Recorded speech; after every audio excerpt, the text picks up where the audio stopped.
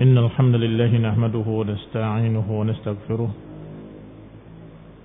ونعوذ بالله من شرور أنفسنا ومن سيئات أعمالنا من يهده الله فلا مضل له ومن يضلل فلا هادي له وأشهد أن لا إله إلا الله وحده لا شريك له وأشهد أن محمدا عبده ورسوله صلى الله عليه وعلى آله وأصحابه والتابعين وتابع التابعين ومن تبعهم بإحسان إلى يوم الدين يا أيها الذين آمنوا اتقوا الله حق تقاته ولا تموتن إلا وأنتم مسلمون يا أيها الناس اتقوا ربكم الذي خلقكم من نفس واحدة وخلق منها زوجها وبث منهما رجالا كثيرا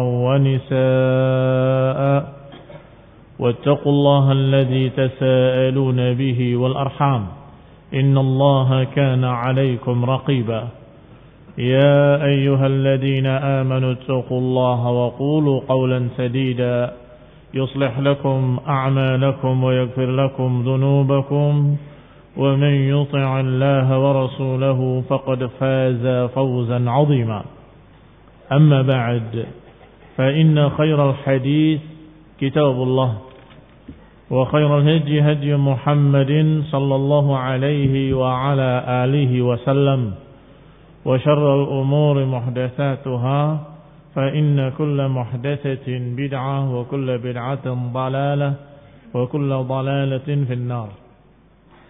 Ikhwani fi din, a'azakumullah, kaum muslimin yang saya hormati. Masih kita pada qaul al-muallif wa huwa al-imam Abu Uthman as-Sabuni rahimahullah tentang masalah aqidah ahli sunnah, aqidah para ashabul hadis dalam masalah asma dan sifat, bahwa mereka la yuharrifuna al-kalima an mawadhi'ihi, bahwa mereka tidak merubah-rubah kalimat dari tempat-tempatnya, tidak menggantinya, tidak menambahinya, tidak menguranginya, tidak merubah hurufnya, tidak perlu pula merubah harokatnya, tidak pula menakwilkannya kepada makna-makna lain yang tidak terkandung dalam makna lafadznya. Ini yang sudah kita kaji pada kajian yang lalu, bahwa yang namanya tahrif, ada tahrif ma'nawi, ada tahrif lafzi. Tahrif lafzi adalah merubah-rubah lafadznya, yang harusnya istawa diganti istaula, atau yang tadinya wa kallamallahu dirubah menjadi wa kallamallaha oleh mereka. Ini lafaz-lafaznya bisa berubah harokatnya, atau dirubah hurufnya, atau dirubah atau ditambah satu huruf, atau dikurangi satu huruf. Ini semua tahrif lafzi. Tetapi yang lebih banyak terjadi adalah tahrif ma'nawi. Lafaznya tetap yad, tetapi kemudian ditakwilkan, ditahrifkan maknanya. Maksudnya yad bukan tangan, tetapi kekuatan atau kenikmatan ila akhirih. Yang kata Syekh al-Imam Abu Uthman as-Sabuni rahimahullah, mereka tidak mentahrif seperti mentahrifnya Mu'tazilah. Artinya tidak melakukan apa yang dilakukan oleh ahlul bid'ah dari kalangan Mu'tazilah, yaitu mentahrif kalimat-kalimat, tahrif al-Mu'tazilah. Dan juga tidak mentahrif seperti Jahmiyah, menerima lafaz-lafaznya tapi tidak mau menerima makna-maknanya. Bahwa Allah Subhanahu wa taala dikatakan sami' tapi bukan bermakna memiliki sama'. Basir bukan bermakna memiliki basar. Maha mendengar tapi bukan berarti punya pendengaran. Maha melihat tapi bukan berarti punya penglihatan. Ini juga aliran sesat. Ahli sunnah tidak seperti Mu'tazilah, tidak seperti Jahmiyah. Ahlakahumullah, kata beliau, semoga Allah membinasakan mereka. Wala yukayyifunahuma, dan tidak pula mentakyif. Tadi mentahrif. Yang kedua, tidak pula mentakyif. Apa takyif? Tasbih itu bertanya kayak apa atau seperti apa. Wala yukayyifunahuma bikaifin, tidak mempertanyakannya dengan seperti apa tangan Allah. Tidak berani mempertanyakan seperti itu. Karena tentunya kalau dia mempertanyakan kayak apa tangannya, berarti dia membuka pintu kesesatan. Yang demikian karena yang namanya kaifiyah itu tidak ada yang mengetahuinya. Allah Subhanahu wa taala ghaib. Tidak bisa diketahui dengan panca indera manusia. Tidak bisa dilihat, atau di dunia ini tidak bisa dilihat. Tidak bisa kita mengetahui bagaimana suaranya. Tidak bisa diraba, tidak bisa dengan panca indera. Berarti sumber pengenalan kepada Allah hanya melalui Quran dan Sunnah. Kalau Quran dan Sunnah menyebutkan tangan, hanya kita ketahui kalimat tangan, dan hanya kita ketahui apa yang Allah katakan, laisa kamitslihi syai', tidak sama dengan makhluk. Selesai. Dua-duanya Allah yang katakan. Kalimat tangan Allah yang katakan, dan tidak sama dengan makhluk juga Allah yang katakan. Laisa kamitslihi syai'un wa huwas samiul basir. Allah memiliki tangan, dalam Quran disebutkan, ma mana'aka an tasjuda lima khalaqtu biyadayya. Sedangkan tidak sama dengan makhluk disebutkan, yaitu laisa kamitslihi syai'un wa huwas samiul basir, tidak sama dengannya sesuatu apapun. Cukup. Kayak apanya? Tidak diberitahu oleh Allah dalam Quran, dan tidak diberitahu oleh Rasulullah SAW dalam hadis. Apakah seperti ini apa seperti itu, enggak tahu. Maka jangan bertanya-tanya kayak apa. Kalau seseorang sudah berpikir di hatinya atau di kepalanya, kayak apa ya tangan Allah, maka mesti yang akan menjawab adalah syaitan. Mungkin begini, mungkin begitu, dan sesatlah dia. Sesatlah dia. Atau kalau tidak bisa terjawab, enggak mungkin begitu, enggak mungkin begini. Jadi kayak apa? Wallahu alam, pokoknya enggak tahulah. Setelah itu menyatakan, jangan-jangan ini bukan tangan maksudnya. Lihat. Yang satu menyatakan dengan menyamakan dengan makhluk, yang lain malah mengatakan tangan itu mungkin bukan tangan kita, bukan tangan. Apa maknanya? Ya enggak tahu. Tafwid, karena berpikir tidak ketemu. Sehingga apa yang diyakini oleh ahli sunnah, apa yang dikatakan oleh Allah Subhanahu wa taala. Kalau Allah menyatakan bahwa Allah menciptakan Adam dengan tangannya, maka kita pun beriman bahwa Allah menciptakan Adam dengan tangannya. Kalau Allah menyatakan bahwa Allah tidak sama dengan makhluk, maka ahli sunnah juga berkata tangannya tidak sama dengan makhluk. Selesai. Kayak apanya? Tidak tahu. Karena tidak diceritakan oleh Allah rinciannya. Yang ketiga, aw syabbahaha bi aidil makhluqin, juga tidak menyamakan dengan tangan-tangan makhluk. Tashbihal musyabbihah, tidak menyamakan dengan makhluk seperti para musyabbihah, kelompok-kelompok yang menyamakan sifat Allah dengan sifat makhluk. Allah punya tangan, ya tangan seperti kita punya tangan. Allah punya mata, ya mata seperti kita punya mata. Ila akhirih. Fahadha dhal, mudil, dia sesat dan menyesatkan. Dan dusta mereka yang menyatakan bahwa ini akidahnya Syekhul Islam Ibnu Taimiyah. Kadzdzab, seperti Sirajuddin Abbas, kadzdzab, dajjal, yang menyatakan bahwa Syekhul Islam Ibnu Taimiyah itu akidahnya tashbih. Karena dia berkata bahwa Allah turun ke langit dunia seperti aku turun dari mimbar. Astagfirullah. Silahkan buktikan. Buku-bukunya Syekhul Islam banyak. Apakah akidah al-wasithiyah ataupun apa yang terkandung dalam kitab besarnya Majmu' Fatawa, silahkan lihat. Semua berbicara bahwa haram hukumnya menyamakan Allah dengan makhluk. Ucapan Syekhul Islam Ibnu Taimiyah rahimahullah. Akidah beliau. Sehingga itu hanya kedustaan Sirajuddin Abbas. Kadzabun asyir. Wa qad a'adzana Allah ta'ala ahli sunnah. Wa qad a'adza Allah ta'ala ahli sunnah. Adapun ahli sunnah selamat. Allah lindungi mereka. Mereka tidak mentahrif sifat-sifat Allah, ayat-ayat sifat, Tidak bertanya-tanya kayak apa. Karena mereka yakin gak akan ada yang menjawab, karena gak akan ada yang mendapatkan wahyu. Yang ketiga, tidak menyerupakannya dengan makhluk.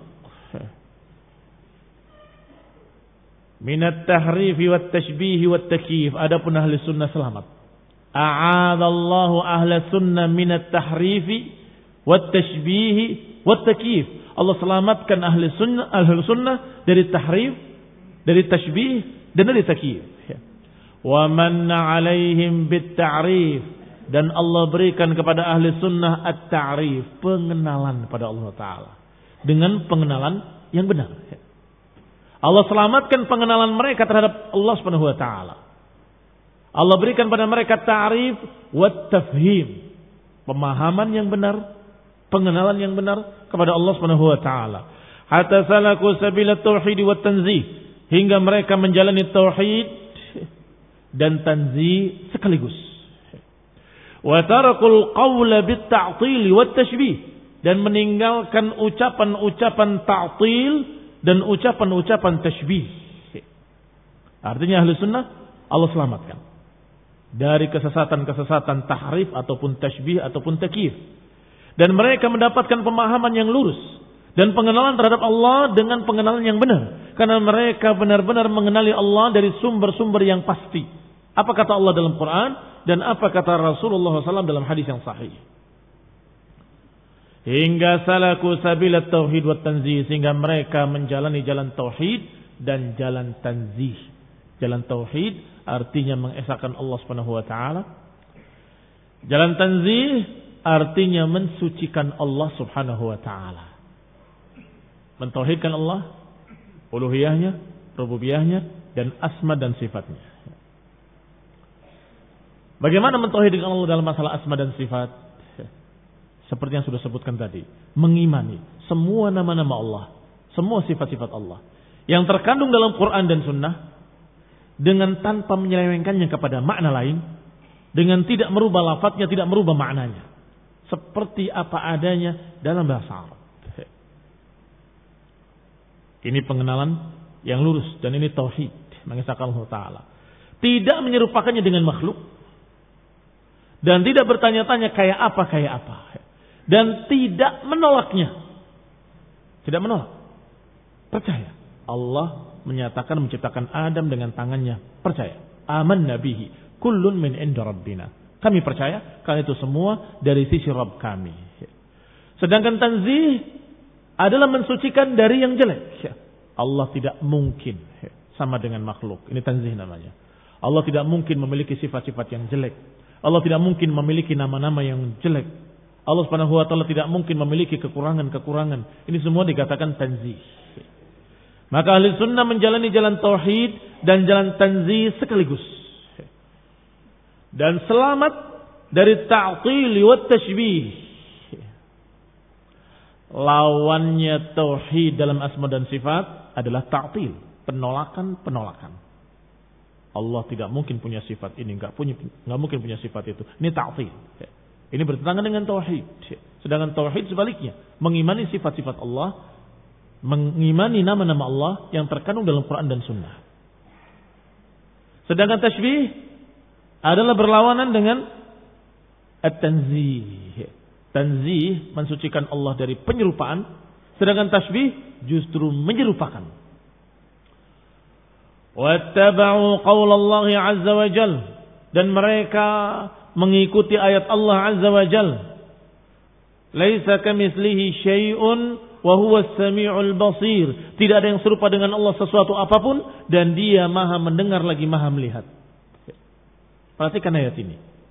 Memiliki dua sisi atau dua potongan kalimat. Kalimat pertama, laisa kamitslihi syai'. Allah tidak serupa dengan sesuatu apapun. Potongan kedua, wa huwa as-sami'ul basir, dan Dia Maha mendengar, Maha melihat. Pertama disucikan dulu bahwa Allah tidak sama dengan makhluk. Baru setelah itu ditetapkan sifat sami' dan sifat basir, bahwa Allah memiliki sifat sami' dan sifat basir, Maha mendengar dan Maha melihat. Apa maknanya? Ayat ini memiliki dua sisi ini. Maknanya bahwa kita mensucikan Allah tidak mungkin sama dengan makhluk. Tetapi Allah punya sifat maha mendengar dan sifat maha melihat. Menetapkan sifat maha melihat tetapi tidak sama dengan melihatnya makhluk. Menetapkan bahwa Allah maha mendengar tetapi tidak sama dengan mendengarnya makhluk. Pegang dua perkara ini. Pegang dua perkara ini dan ini manhaj dasar dalam masalah asma dan sifat. Prinsip dasar dalam masalah asma dan sifat. Yaitu harus punya dua perkara. Al-isbat wa tanzih. Menetapkan sifat-sifat dan mensucikan dari penyerupaan. Adapun mereka yang dal dari kalangan ahlul ahwa, apakah minal muharrifin atau minal mu'attilin, apakah dari para pentahrif atau dari kalangan para penolak sifat, rata-rata mereka tidak mau menetapkan sifat karena takut menyerupakan Allah dengan makhluk. Lihat, tidak mau menetapkan sifat-sifat Allah karena khawatir menyamakan dengan makhluk. Kalau saya menetapkan Allah punya tangan, nanti sama dengan makhluk. Kalau kita menetapkan bahwa Allah Subhanahu wa taala memiliki tempat di atas arsy, nanti sama dengan makhluk memiliki tempat. Kalau kita menetapkan bahwa Allah Maha mendengar, nanti kayak makhluk mendengar. Kalau dikatakan Allah melihat, nanti seperti makhluk melihat. Kalau gitu Allah tidak mungkin punya sifat. Jadilah Jahmiyah. Jadilah orang ini seperti Jahmiyah, pengikut Jahm bin Safwan, menolak semua sifat-sifat Allah Subhanahu wa taala. Karena khawatir menyamakan dengan makhluk. Maka ini adalah kebodohan yang nyata. Berarti dia menghindari penyerupaan yang sudah ada di kepala dia. Menghindari penyerupaan yang sudah ada di pikiran dia ketika baca Yadullahi fawqa aydihim, tangan Allah di atas tangan mereka. Tangan Allah, masa sih tangan Allah? Berarti sama dengan makhluk. Ini dari dia sendiri. Habis itu berarti jelas bukan tangan. Kamu ngomong sendiri dan kamu tolak sendiri. Tasbih itu ada pada dia, ada pada dirinya. Tangan berarti sama. Itu dari dirinya sendiri. Tangan berarti kayak makhluk.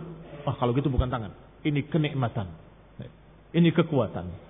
Sama ketika membaca ayat ma mana'aka an tasjuda lima khalaqtu biyadai.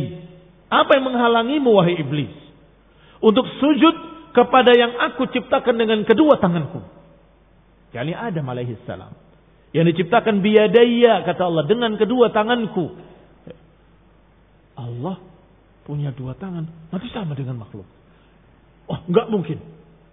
Dia sendiri yang menafsirkan bahwa itu sama dengan makhluk, kemudian dia sendiri yang menolak ayatnya. Bayangkan yang ditolak ayatnya.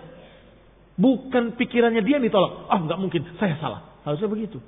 Harusnya yang ditolak adalah pikiran sendiri. Kedua tangan Allah. Masa Allah punya dua tangan? Berarti seperti makhluk.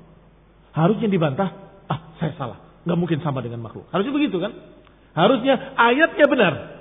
Tapi saya pikirannya salah. Pikiran syaitan ada di kepalaku. Aku harus bersihkan. A'udzubillahi minasyaitonir rajim. Enggak mungkin Allah sama dengan makhluk. Allah memiliki dua tangan tetapi tidak sama dengan tangan makhluk. Tidak mungkin sama. Dan enggak mungkin dikatakan yang satu lebih mulia daripada yang lainnya. Iya kan? Kalau manusia kan tangan kanan lebih mulia daripada tangan kiri. Tidak. Tangan Allah semuanya mulia. Paham? Jangan samakan dengan makhluk. Kayak apa? Tidak mungkin sama dengan tangan kita. Enggak mungkin sama dengan tangan makhluk apapun. Enggak mungkin sama dengan tangan malaikat. Enggak mungkin sama dengan tangan siapapun. Apapun dari makhluk-makhluk. Yang pasti sesuai dengan kemuliaan Allah. Sesuai dengan keagungannya. Allah Maha Agung. Tentunya tangannya pun Maha Agung sempurna. Sesuai dengan keagungan Allah Subhanahu wa ta'ala. Dan jangan tanya seperti apa. Saya tidak tahu. Kamu tidak tahu. Seluruh manusia tidak tahu. Karena Allah tidak menampakkan diri kepada kita. Kita mengenalinya hanya dari berita-berita. Maka apa yang diberitakan dalam Quran wajib diimani. Apa yang diberitakan dalam hadis harus kita imani. Apa yang tidak diberitakan katakan saya tidak tahu. Karena tidak diberitahu. Enak toh? Ahli sunnah. Apa yang diberitakan aman nabihi. Apa yang tidak diberitakan wallahu ta'ala a'lam. Kita tidak tahu. Maka dikatakan di sini bahwa ahli sunnah tengah-tengah antara ifrat dengan tafrid. Kenapa? Karena berpegang dengan prinsip dasar tadi. Laisa kamitslihi syai'un wa huwa as-sami'ul basir. Bahwa Allah tidak sama dengan sesuatu apapun dan Dia Maha melihat lagi Maha mendengar, atau Maha mendengar lagi Maha melihat. Ayat ini sebagai tonggak dasarnya, sebagai prinsip dasarnya, dan memiliki 2 poin di dalamnya. Poin pertama, mensucikan Allah tidak mungkin sama dengan makhluk. Prinsip kedua, memuliakan Allah dengan sifat-sifatnya. Dan dua-duanya tidak bertentangan. Mensucikan Allah tidak mungkin sama dengan makhluk. Dengan menerima sifat-sifat Allah yang dikhabarkan dalam Quran dan Sunnah, tidak bertentangan sama sekali. Silakan sebut ayat apapun tentang sifat Allah Maha tinggi di atas arasnya, tidak menyamakan dengan makhluk. Allah menciptakan Adam dengan kedua tangannya, tidak sama dengan makhluk. Tangannya tidak sama dengan makhluk. Allah Subhanahu wa taala Maha melihatnya tidak sama dengan makhluk. Tetapkan semua sifat-sifat yang ada dalam Quran dan Sunnah dengan tiada keraguan. Katakan amanna bihi kullun min indi rabbina. Katakan kami beriman, semuanya dari sisi Rabb kami. Adapun mereka yang menganggap bertentangan, ngambil yang satu menolak yang lain. Yang tadi kita contohkan, mengambil yang satu, Allah tidak sama dengan makhluk. Berarti tidak mungkin punya tangan, nanti sama dengan makhluk. Ayatnya dibuang. Allah tidak sama dengan makhluk, kata mereka. Berarti tidak mungkin Allah memiliki tempat. Tidak boleh tanya Allah di mana. Allah tidak di mana-mana. Padahal disebutkan sekian kali Allah di atas arasnya. Jangan ditetapkan. Nanti sama dengan makhluk.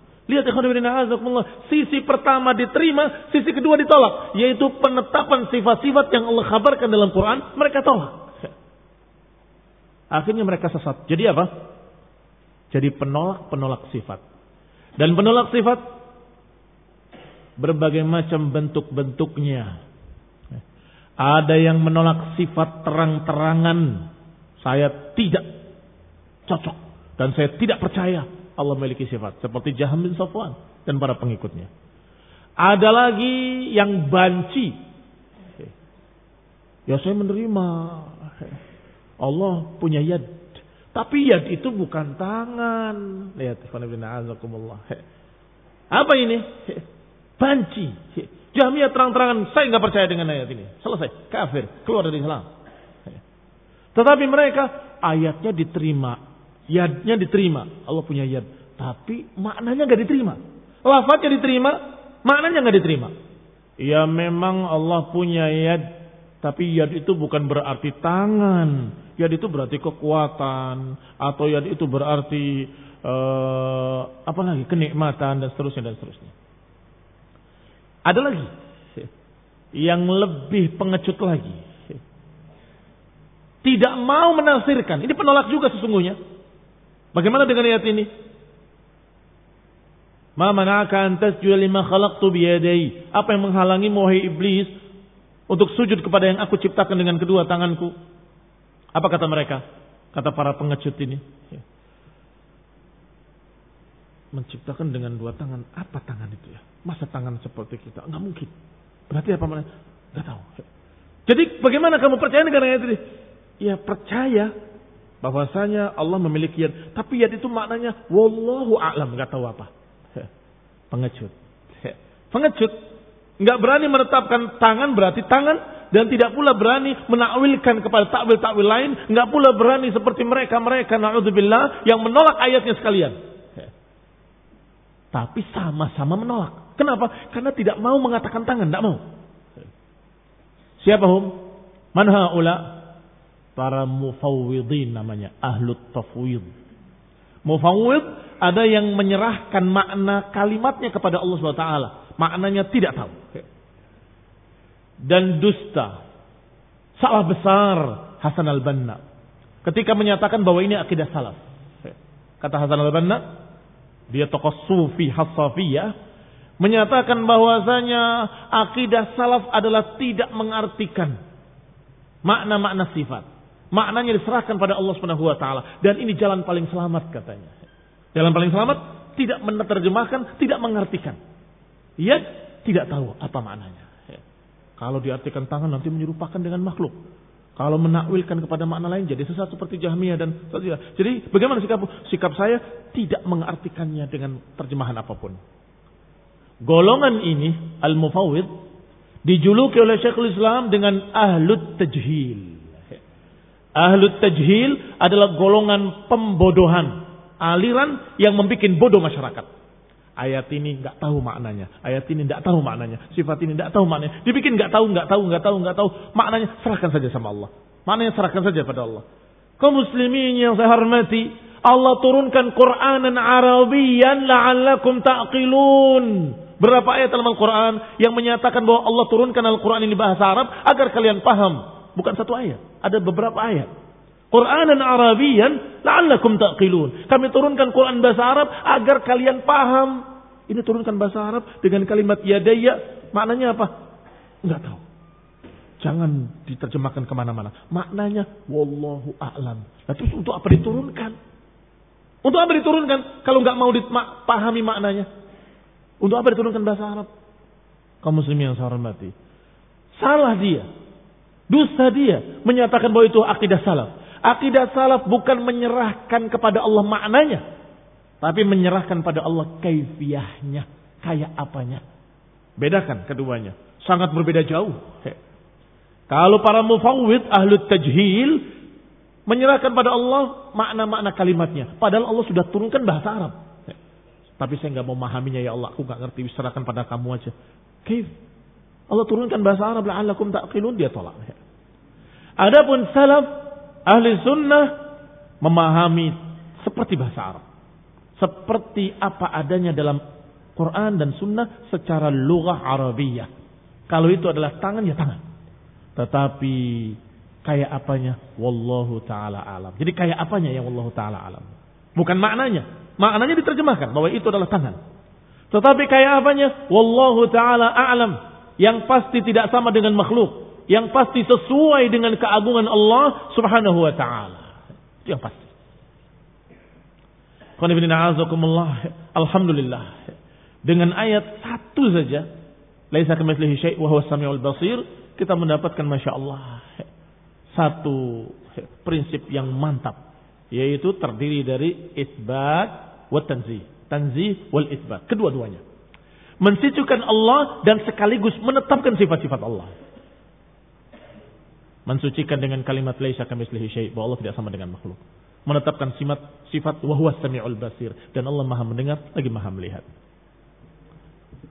Kama warada fil Qur'ani bi dzikril yadaini biqaulih, sebagaimana yang disebutkan dalam Al-Quran dengan sebutan dua tangan, sebagaimana dalam ayat Allah, lima khalaqtu biyadayya, wa qauluhu, dan juga ucapan Allah Subhanahu wa taala dalam Al-Quran, bal yadahu mabsutatan yunfiqu kaifa yasha, bahkan tangan Allah terbuka, Allah menginfakkan sekehendaknya.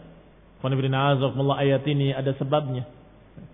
Ketika orang-orang Yahudi mencerca Allah Subhanahu wa taala, na'udzubillah, la'anahumullah, semoga Allah melaknat mereka.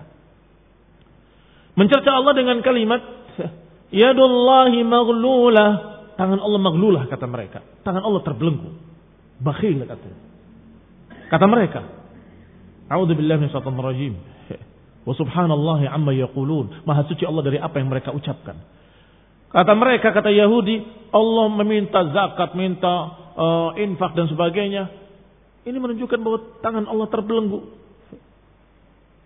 Maka Allah jawab bahwa mereka berkata yadullahi maghlulah. Kata Allah, ghullat aydihim wa lu'inu bima qalu. Ghullat aydihim, yang terbelenggu itu tangan mereka. Bahkan mereka dilaknat oleh Allah Subhanahu wa taala. Bal yadahu mabsutatan, bahkan tangan Allah terbuka. Allah memberikan infaknya, nafkahnya kepada siapa yang dikehendakinya. Baik, perhatikan ayat ini. Allah membantah Yahudi, bukan membantah masalah tangannya, tapi membantah bahwa tangan Allah tidak terbelenggu tapi terbuka. Kalau saja Allah tidak memiliki tangan, maka akan dikatakan, wahai Yahudi, Allah tidak punya tangan. Kenapa kalian menyatakan tangan Allah? Kan begitu? Ya, tidak. Allah tidak bantah masalah tangannya. Tetapi Allah bantah, kenapa dikatakan maghlulah yang maknanya bakhil? Tidak. Yadullahi mabsutatan, kedua tangan Allah terbelenggu dengan tasniyah, mabsutatani yunfiqu kaifa yasha. Qanifidina azakumullah. Demikian pula ayat-ayat lain yang mendukung makna ini. Walaupun tidak disebut dengan tangan, tetapi Allah Subhanahu wa taala menyatakan wal ardu jami'an qabdatuhu yaumil qiyamah, dan bumi seluruhnya dalam genggaman Allah. Bagaimana kalau enggak punya tangan? Bagaimana menggenggam?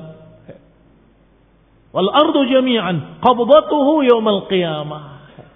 Qanifidina azakumullah.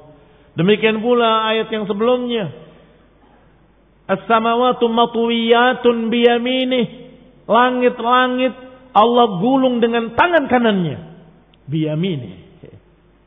Demikian pula ayat lain, Allah Subhanahu wa taala menyatakan walau taqawwala alaina ba'dal aqawil la akhadna minhu bil yamin thumma laqata'na minhu al-watin. Siapa yang berani berdusta atas namaku, aku ambil tarik ulat lehernya dengan tangan kananku. Disebutkan bil yamin, dengan tangan kananku. Apa lagi? Sekian banyaknya ayat. Ditambah lagi dengan hadis-hadis. Wa waradal akhbarus sihah, dan diriwayatkan berita-berita, hadis-hadis yang sahih dari Rasulullah sallallahu alaihi wa ala alihi wasallam bidzikril yadain, disebutkan dengan dua tangan Allah Subhanahu wa taala dalam hadis. Seperti khabar mahajat Musa wa Adam. Seperti pembicaraan Musa dan Adam dalam riwayat. Apa kata Musa pada Adam? Engkau adalah bapak kami. Khalaqakallahu biyadaihi. Allah ciptakan engkau dengan kedua tangannya. Lihat, Musa mengakui keistimewaan Adam alaihi salam dengan menyatakan khalaqakallah, Allah ciptakan engkau biyadihi wa asjada laka malaikatah, dan memerintahkan sujud kepada seluruh malaikatnya kepada kamu wahai Adam. Kata Musa, khalaqakallahu biyadihi. Berarti dalam hadis ada, dalam ayat ada. Sekarang kalian yang menyatakan, atau mereka yang menyatakan bahwa tangan bermakna kekuatan atau tangan bermakna kenikmatan, silakan terjemahkan apa cocok. Wahai Adam, bukankah engkau diistimewakan dengan diciptakan oleh Allah dengan kenikmatannya? Yang diciptakan dengan kenikmatan Allah siapa? Adam tok atau seluruh manusia, seluruh makhluk? Seluruh makhluk. Baik, sekarang kekuatan. Wahai Adam, engkau diistimewakan di atas kami dengan diciptakan dengan kekuatannya. Tapi yang lain diciptakan dengan apa? Hah? Sama dengan kekuatan. Berarti tidak ada keistimewaan Adam sama sekali. Iya toh? Nggak tepat. Baik, sekarang ayat yang tadi kita cocokkan. Kalau ditakwilkan kekuatan atau kenikmatan, wal ardu jami'an qabdatuhu yaumil qiyamah. Bagaimana terjemahannya? Digenggam dengan kekuatannya atau digenggam dengan kenikmatannya? Kenikmatan bisa menggenggam, apalagi menggulung. Kaum muslimin yang saya hormati. Wa mithal qawlihi ta'ala, demikian pula dalam qawlihi sallallahu alaihi wasallam, demikian pula dalam hadis Rasulullah SAW bersabda, la aj'al salihah dzurriyyatihi min man khalaqtuhu biyadi kaman qultu lahu kun fayakun. Hadis qudsi sepertinya. Bagaimana mungkin aku akan menjadikan, kata Allah, salih dzurriyyati man khalaqtuhu biyadayya kaman qultu lahu kun fayakun. Apakah aku akan jadikan turunan yang baik dari yang aku ciptakan dengan kedua tanganku? Apakah akan aku samakan dengan orang-orang yang aku katakan kun fayakun? Durriyati, turunan makhluk yang aku ciptakan dengan kedua tanganku. Apakah aku akan samakan dengan makhluk yang aku ciptakan dengan kun fayakun? Apa maknanya? Maknanya ada memiliki keistimewaan. Yang lain diciptakan dengan kun, jadilah, maka jadilah dia. Sedangkan Adam Allah ciptakan dengan tangannya langsung. Disebutkan riwayat yang detail. Allah bentuk dengan tangannya bentuk manusia. Setelah itu Allah tiupkan ruh kepadanya. Jadilah Adam alaihissalam. Baik. Sedangkan yang lain Allah katakan kun fayakun, jadilah maka jadilah dia. Maka dikatakan, apakah aku akan menyamakan turunan yang baik dari turunan Adam yang aku ciptakan dengan tanganku? Apakah aku akan samakan dengan mereka makhluk-makhluk yang aku ciptakan dengan kun? Ucapan kun yang maknanya jadilah, maka jadilah dia.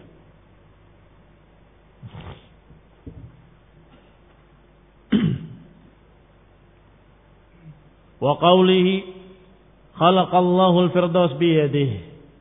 Juga hadis Rasulullah SAW yang menyatakan Allah menciptakan Firdaus dengan tangannya. Dikeluarkan oleh Imam Al-Baihaqi dalam kitab Al-Asma wa Sifat. Dan juga Dailami dalam Al-Firdaus. Dari Jabir bin Abdullah radhiyallahu taala anhuma.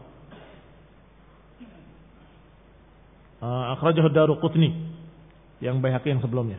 Ini juga diriwayatkan oleh Baihaqi dalam Asma dan Sifat. Dan juga Daruqutni. Yaitu lengkapnya hadis sebagai berikut. Innallaha azza wa jal khalaqa salasata asya biyadi. Allah menciptakan 3 perkara dengan tangannya langsung. 3 perkara saja. Yang lainnya disebutkan dengan kun, jadilah maka jadilah dia. Yang diciptakan dengan tangannya berarti adalah yang istimewa. Khalaqa Adam biyadi. Menciptakan Adam dengan tangannya. Wa katabat Taurat biyadihi, dan Allah menulis Taurat dengan tangannya. Wa gharasal firdaus biyadihi, dan surga Firdaus diciptakan dengan tangannya, dan Allah menanam pohon-pohon di surga Firdaus dengan tangannya sendiri. Jangan dibayangkan seperti kita. Jangan dibayangkan seperti petani yang menanam. Jangan dibayangkan dengan makhluk. Hati-hati. Buang jauh-jauh. Itu pikiran-pikiran syaitaniyah. Kayak apa? Ya nggak tahu. Kita belum pernah melihat Allah Subhanahu wa taala, apalagi bagaimana menciptakan surga Firdaus. Apalagi menciptakan Adam bagaimana dengan tangannya. Wallahu a'lam. Allah yang lebih tahu. Yang jelas beritanya sahih, kita terima. Apalagi dalam ayat Al-Qur'an, kita terima. Amanna bihi kullun min 'indi rabbina. Wa kadzalika yaquluna fi jami'is sifati allati nazala bi dzikriha Al-Qur'an. Demikian pula mereka mengucapkan dalam seluruh sifat-sifat Allah yang tersebut dalam Al-Quran. Berarti tadi contoh saja masalah tangan itu. Contoh saja. Bahwasanya ahli sunnah mengimaninya. Dengan tidak menyamakan dengan makhluk. Dengan tidak mentakwilkan atau mentahrifkan. Enggak menyelewengkan maknanya. Enggak menyelewengkan lafaz-lafaznya. Dan tidak bertanya kayak apa. Mereka yakin kita nggak akan melihat di dunia ini, sehingga kita nggak akan tahu seperti apa kecuali kalau kita bertemu Allah, kecuali kalau kita bertemu Allah Subhanahu wa taala nanti yaumul qiyamah. Maka semua sifat-sifat yang disebut dalam Quran, wa waradat bihil akhbarus sihah, dan yang diberitakan dalam riwayat-riwayat yang sahih, minas sam'i wal basari wal aini wal wajhi wal ilm wal quwwa wal qudrah wal izza wal 'azamah wal irada wal masyiah wal qawli wal kalam wal ridha wal sukh wal hubb wal bughd wal farah wal dhahik wa ghairiha. Maka semua sifat-sifat yang tersebut dalam Quran dan Sunnah kita perlakukan seperti sifat yang tadi. Kita imani maknanya, kita imani lafaznya dengan maknanya, dan kita tidak mentakwilkannya, tidak menolaknya, dan kita dalam keadaan tidak menyamakan dengan makhluk. Seperti sifat pendengaran Allah Subhanahu wa taala, bahwa Allah Maha mendengar. Sifat basar, Maha melihatnya Allah Subhanahu wa taala. Sifat mata, Allah sebutkan dengan kalimat a'yunina, dengan mata-mata kami kata Allah. Wal wajh disebut sering berkali-kali dalam Quran. Wajhullah, wajhullah, wajhullah. Wajah Allah, wajah Allah, wajah Allah. Maka kita menetapkan sifat wajah bagi Allah Taala. Wal ilm, sifat ilmu bagi Allah Taala. Al quwwah, sifat kekuatan bagi Allah Taala. Sifat qudrah, sifat kekuasaan. Wal izzah, sifat kemuliaan. Wal 'azamah, keagungan. Wal irada wal masyiah, kehendak dan keinginan. Allah memiliki sifat iradah. Allah menghendaki. Fa'alun lima yurid. Allah maha melakukan apa yang dikehendakinya. Wal qaul wal kalam. Dan sifat berbicara. Apakah dengan fi'il qala atau dengan fi'il takallama atau dengan fi'il wa kallama. Disebutkan dalam Al-Quran dengan dua lafaz. Bahkan lebih. Ada lagi lafaz wanada. Dan Allah memanggil Musa. Kalimatnya wanada rabbuka. Musa. Apa nada? Memanggil. Qala berkali-kali. Wa qala rabbukum ud'uni astajib lakum. Apa lagi? Dengan kalimat kallama. Wa kallama Allahu Musa taklima. Wa kallamahu rabbuh. Ini semua menunjukkan sifat kalam bahwa Allah benar-benar berbicara. Tetapi kaidah tadi kita pakai pada semua sifat tadi, bahwa tentunya tidak sama berbicaranya dengan berbicaranya makhluk. Tidak disamakan dengan makhluk, dan kita katakan sesuai dengan keagungan Allah Subhanahu wa taala, dan kita tidak tahu kayak apa, seperti apa. Yang jelas termasuk ucapan Allah adalah Al-Qur'an. Selesai. Waridha was-sukht, demikian pula sifat ridha dan sifat marah. Allah meridai sebagian manusia, hamba-hambanya, dan juga membenci yang lainnya sekehendak Allah SWT. Kayak apa membencinya? Kayak apa meridainya? Ini juga tidak sama dengan makhluk. Tidak sama dengan makhluk. Wal hubb wal bughd. Allah mencintai, Allah membenci. Wa ghadiballahu alaihim, dan Allah murka pada mereka. Berarti Allah memiliki sifat murka kepada siapa yang pantas dimurkai oleh Allah. Sebaliknya, innallaha yuhibbul ladzina yuqatiluna fi sabilihi saffan ka'annahum bunyanun marsus. Sesungguhnya Allah Subhanahu wa taala mencintai orang-orang yang berjihad, berperang di jalan Allah Subhanahu wa taala dengan berbaris rapi seperti bangunan yang tersusun rapi. Baik, Allah mencintai. Naam, Allah mencintai. Allah membenci. Naam, Allah membenci. Kayak apa mencintainya? Kayak apa membencinya? Jangan tanya seperti apa. Yang pasti tidak sama dengan makhluk, dan yang pasti sesuai dengan keagungan Allah Subhanahu wa taala, sesuai dengan ketinggiannya. Jangan digambarkan begitu rendahnya. Jangan digambarkan seperti gambaran kaum sufi yang menggambarkan cinta Allah seperti cinta birahi. Menggambarkan cinta Allah seperti cinta seorang laki-laki pada perempuan, perempuan pada laki-laki. Wallah dhal haula. Mereka sesat. Sesat mereka, wallah. Menyatakan bahwa Allah Subhanahu wa taala mendekatku dan aku menyatu dengannya. Saya enggak tega mengucapkannya. Mereka sampai mengatakan bersetubuh. A'udzubillah. Na'udzubillah. Kufur. Para ulama menyatakan mereka sudah kufur. Yang menyatakan bahwa Allah menyatu dengan dirinya dengan bahasa-bahasa yang kurang ajar. Mereka pakai bahasa-bahasa orang yang pacaran kepada Allah SWT. Pakai bahasa-bahasa seperti itu. Na'udzubillah min dzalik.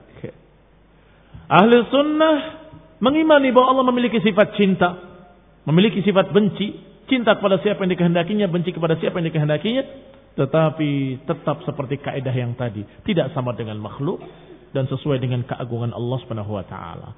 Wal farah wad dhahik, dan juga Allah memiliki sifat farah dan sifat dhahik. Farah gembira, dhahik tertawa. Farah, Allah Subhanahu wa taala gembira dengan taubatnya seorang hamba, seperti gembiranya seseorang ketika al-ghaib, orang yang sedang safar jauh tiba-tiba datang. Maka kamu gembira, maka Allah lebih gembira ketika ada seorang yang bertaubat. Kayak apa gembiranya? Tidak sama dengan yang digambarkan tadi oleh Nabi sallallahu alaihi wasallam, karena itu adalah masalah dikatakan lebih, Allah lebih gembiranya daripada orang itu. Itu namanya qiyasul aulawi. Baik, Allah lebih sempurna. Kegembiraan Allah lebih sempurna. Demikian pula dhahik, sebagaimana dalam hadis tentang akhir orang yang masuk surga. ketika diriwayatkan oleh Ibnu Abbas radhiyallahu taala anhu bahwasanya dia meriwayatkan orang yang sudah di neraka sampai dia minta tolong pada Allah, meratap karena masih punya iman. Yang penting aku selamat dari neraka. Allah kabulkan, selamatkan dari neraka. Ya Rabb, selama aku masih melihat neraka, aku masih tersiksa. Minta lagi satu permintaan. Setelah ini aku enggak akan minta lagi. Padahal sudah bilang begitu. Aku yang penting selamat, aku enggak akan minta apapun. Setelah selamatkan, minta lagi. Ya Rabb, palingkan aku dari neraka. Aku enggak mau lihat lagi neraka. Setelah ini aku enggak akan minta apa-apa lagi. Dipalingkan dari neraka, ya surga berarti kan. Begitu melihat surga, betapa indahnya. Ya Rabb, aku minta satu lagi untuk merenung di bawah pohon itu. Maka Allah SWT menyatakan, masuklah. Dan silahkan engkau menginginkan semua yang kau inginkan. Apapun yang kau inginkan. Dan Allah berikan sekian kali lipatnya. Ini surga yang paling rendah, orang yang paling akhir. Dia ragu-ragu, ya Rabb, apa enggak penuh surga? Ibnu Abbas tertawa. Kaget yang mendengarnya. Engkau meriwayatkan hadis dan engkau tertawa? Kata beliau, aku tertawa. Karena Rasulullah pun ketika menyampaikan tertawa. Dan aku tanya seperti kalian tanya kepada aku. Kenapa engkau tertawa ya Rasulullah? Kata Rasulullah SAW, karena Allah pun ketika itu tertawa. Tentunya tidak sama dengan makhluk.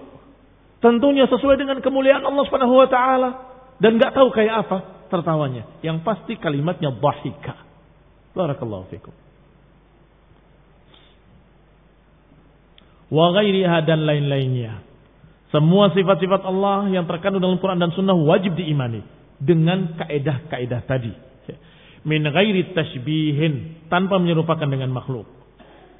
Li syai'in min dzalika sifat, habis sifatil marbubin al makhluqin, tidak menyamakannya dengan sifat-sifat makhluk yang dikuasai oleh Allah Taala. Bal yantahuna fiha ila ma qalahu Allah Taala wa qalahu rasuluh. Bahkan berhenti pada apa kata Allah, apa kata Rasul. Titik. Tidak lebih dari itu. Min ghairi ziyadatin alaih wala idhafatin ilaih. Tanpa menambahi, tanpa memberikan idhafah tambahan, wala takyifin lahu, tanpa mempertanyakan kayak apa, tanpa menyerupakan dengan makhluk, wala tahrif, tanpa menyelewengkan maknanya kepada makna-makna lain, wala tabdil, tanpa mengganti-gantinya, wala taghyir, tanpa merubah-rubahnya, wala izalatul lafzul khabar amma ta'rifuhu al-arab, dan jangan pula menggeser makna-makna lafadznya dari hadis tersebut dari apa yang dipahami oleh orang Arab. Jangan digeser kepada makna lain, menyimpang dari makna yang dipahami oleh orang Arab. Quran ini bahasa Arab, maka dipahami dengan bahasa Arab. Jangan diseret kepada makna-makna lain yang tidak terkandung dalam bahasa Arab, yang tidak dipahami oleh orang Arab. Wa tadau alaihi, jangan menyimpang dari apa yang diletakkan oleh orang Arab kalimat-kalimat tersebut. Bita'wilin munkarin yastankir, dengan takwil-takwil yang munkar. Jangan ditakwilkan dengan takwil-takwil yang munkar yang diingkari. Wa yajruna 'ala adh-dhahir, dan melangsungkannya sesuai dengan apa adanya, zahirnya. Kalau dikatakan Allah menciptakan Adam dengan kedua tangannya, kamu katakan Allah menciptakan Adam dengan kedua tangannya. Selesai. Kalau dikatakan Allah Maha tinggi di atas arsy-Nya, Ar-Rahmanu 'alal 'arsy istawa, kita katakan Ar-Rahman di atas arsy-Nya Maha tinggi. Selesai. Tidak menambah, tidak mengurangi, tidak mengganti. Wa yajruna 'ala zahirihi, dan melangsungkannya sesuai dengan apa adanya. Makanya kata para ulama, ayat-ayat sifat tafsiruha qira'atuha. Tafsirnya adalah membacanya. Enggak ada tafsir lain kecuali membacanya. Mau tafsirkan apa? Ar-Rahmanu 'alal 'arsy istawa. Ar-Rahman Maha tinggi di atas arsy-Nya. Apa tafsirnya? Tafsirnya Ar-Rahman 'alal 'arsy istawa. Tafsirnya adalah membacanya. Apa maknanya? Maknanya Ar-Rahman di atas arasy beristiwa, maha tinggi. Tafsirnya bagaimana tafsirnya? Tafsirnya Allah maha tinggi di atas arasy-Nya. Selesai. Apa lagi? Tanya tafsir, ulangi lagi baca. Tanya tafsir, ulangi lagi baca. Karena tafsirnya adalah qiraatuha, tafsiruha qiraatuha. Tafsirnya adalah membacanya. Karena tidak perlu untuk ditafsirkan maksudnya, malah jauh jadinya. Maksudnya, apa maksudnya? Maksudnya Allah di atas arasy-Nya, selesai. Ini makna al-zahir, sesuai atas zahirnya. Wa yuqirruna bi anna ta'wilahu la ya'lamuhu illallah. Dan menetapkan bahwasanya tafsirnya ini kayak apanya tidak ada yang mengetahuinya kecuali Allah Subhanahu wa taala. Kama akhbarallahu 'anil rasikhina fil ilmi, sebagaimana Allah kabarkan tentang orang-orang yang dalam ilmunya, para rasikhuna fil ilm. Allah katakan, "War-rasikhuna fil ilmi yaquluna amanna bihi kullun min 'indi rabbina." Adapun orang yang dalam ilmunya berkata, kami percaya, amanna bihi, kami beriman dengannya. Kullun min 'indi rabbina, semuanya dari sisi Rabb kami. Wa ma yadhakkaru illa ulul albab, dan tidaklah mengambil pelajaran kecuali ulul albab.